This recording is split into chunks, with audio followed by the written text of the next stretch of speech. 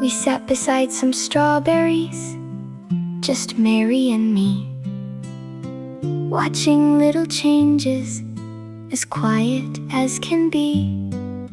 A flower, then a tiny bud, a fruit so small and green, then slowly turning rosy red, the sweetest we had seen.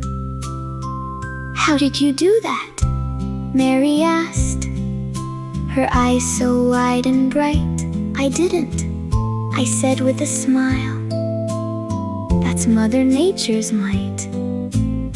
"I want to see her," Mary said, "and ask her how it's done." I laughed and said, "She's busy now.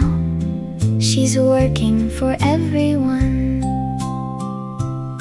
She's in the breeze you feel right now, in grass beneath your feet. She grows the trees, the food we eat, makes life so full and sweet." "What about rocks?" young Mary asked. "Is she inside them too?" "She rests in stones and seeds she sleeps, then grows the world anew." "We should say thank you," Mary said. "Yes, that's a lovely start." "Does she know me?" she asked again, hand resting on her heart. "Oh yes," I said, "she knows us all. She sees with stars at night.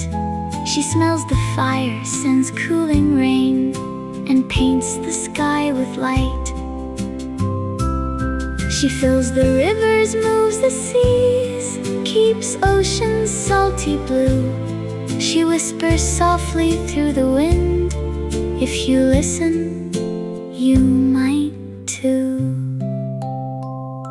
She lights the moon to guide the night, the sun to warm the day. She moves the clouds and ocean waves in her own quiet way. But here's the thing that's most amazing, the magic, if you please. You'll never see her face at all, just what she does with ease. She never sleeps, she's always there, so much she has to do. But if you care for nature well, she'll always care for you. Then Mary stood up tall and proud, her voice both strong and true.